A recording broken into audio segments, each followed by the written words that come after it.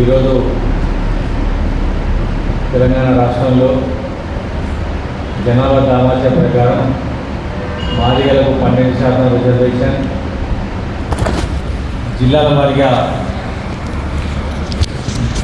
జిల్లాల వారీగా వర్గీకరణ చేయాలని కోరుతూ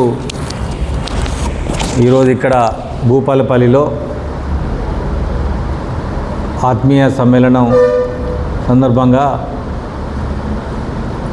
మరి వచ్చినటువంటి చెల్లెళ్లకు మా నాయకులు మైసా ఉపేందర్ గారు, ఎంహెచ్పిఎస్ రాష్ట్ర అధ్యక్షులు, మాదిగ జేఏసీ రాష్ట్ర వర్కింగ్ ప్రెసిడెంట్ రాష్ట్ర అధ్యక్షులు డాక్టర్ బుల్లికొండ వీరేందర్ గారు, యువ నాయకుడు మల్లేష్ గారు, వంశీ, శ్రీకాంత్ అందరికి కూడా, ముఖ్యంగా చెల్లెలందరికీ కూడా పేరు పేరున జైవీం తెలియజేస్తున్నా. మేము మందాకృష్ణ మాదిగకు వ్యతిరేకం కాదు, ఆయన చెప్తున్నటువంటి 7% వ్యతిరేకం. మేము ఆయన 7% చెప్తా ఉన్నాడు ఏబిసిడిలో మేము 12% కొడతా ఉన్నాం. ఎందుకంటే 7% డిమాండు 1994లో పెట్టినటువంటి డిమాండ్.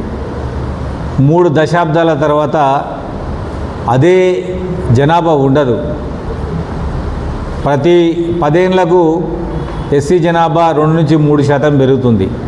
అటువంటప్పుడు 3 దశాబ్దాల తర్వాత 6%, 7%, 12, 13% పెరిగితే వాళ్ళు ఇంకా ఎస్సీ ఏబిసిడిని జరపాలి. దాంట్లో ఎంత పర్సెంటేజ్ ఇవ్వాలి, జనాభా దామాషా ప్రకారం ఇవ్వాలని చెప్పలేకపోతూ ఉన్నారు. అందుకోసం మేమందరం కలిసి మాదిగ జేఏసీ, ఎంహెచ్పిఎస్ లాంటి సంఘాలు ఏర్పాటు చేసుకొని తెలంగాణ రాష్ట్రంలో జనాభా దామాషా ప్రకారం మాదిగలకు 12% రిజర్వేషన్ రావాలని కోరుతా ఉన్నాం. అయితే ఇప్పుడు ఇంకా అడ్వాన్స్గా జిల్లాల వారీగా వర్గీకరణ చేయాలని మేము కోరుతా ఉన్నాం.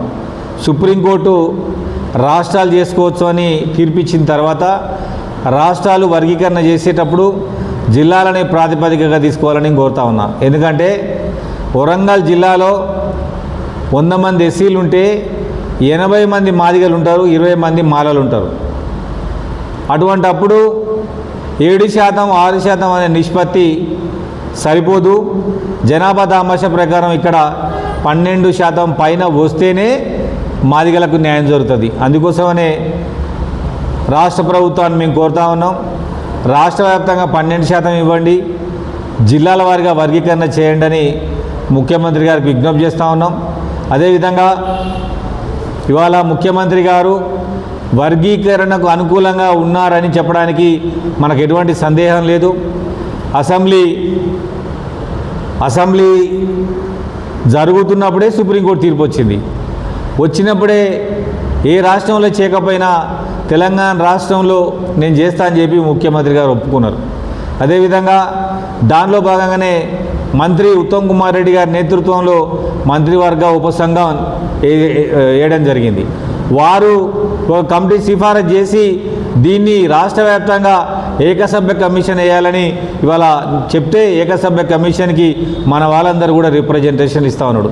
తెలంగాణ రాష్ట్రంలో మరి మాలా మాదిగ మధ్య ఉన్నటువంటి ఉద్యోగుల లెక్కలను కూడా ముఖ్యమంత్రి గారు తెచ్చుకున్నారు. జనవరి 7 వరకు షమీమ్ అఖ్తర్ గారు సమయం పెట్టిండ్రు. ఆ తర్వాత అసెంబ్లీలో పెట్టి జనాభా దామాషా ప్రకారం వర్గీకరణ చేయాలని నేను ముఖ్యమంత్రి గారు విజ్ఞప్తి చేస్తూ ఉన్నా.